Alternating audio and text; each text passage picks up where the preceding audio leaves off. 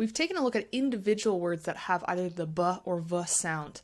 Now we're going to look at some words that have both sounds within them.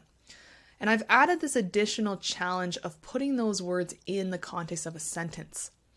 This is challenging because when you read a sentence, you're not only focusing on those difficult sounds, you have other things to think about as you say each of the words. And this is great to practice because it really reflects, everyday real conversations where we use sentences to express ourselves. So let's take a look at some of these examples here. This first sentence is, "We could not believe what we had observed." We could not believe what we had observed. Two things I want you to do. I want you to repeat those words that have the b and v. So believe, observed.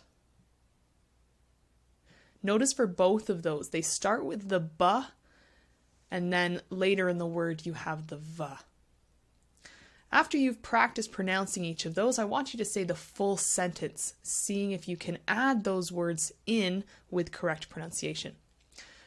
We could not believe what we had observed. You try that.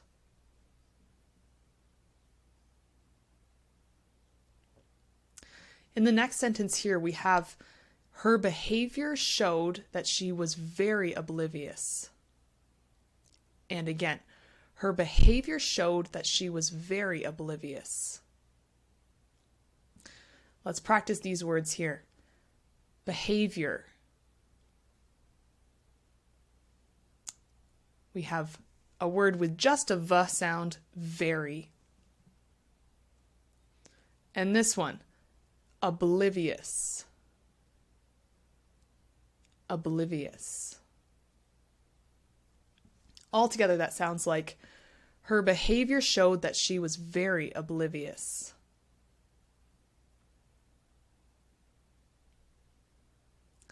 And our third sentence here sounds like, "The best verb choice is not always obvious."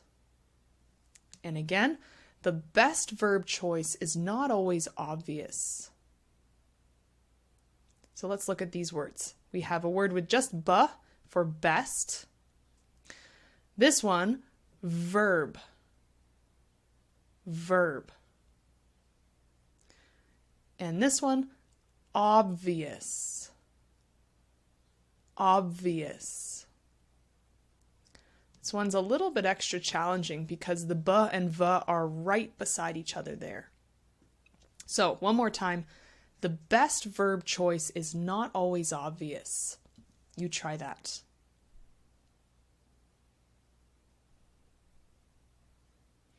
As I said before, it's extra challenging when we add these words into the context of sentences, but it gives you some excellent practice for each of those v and b sounds. If you can think of any other words that have both b and v sounds within them, let me know in the comments below.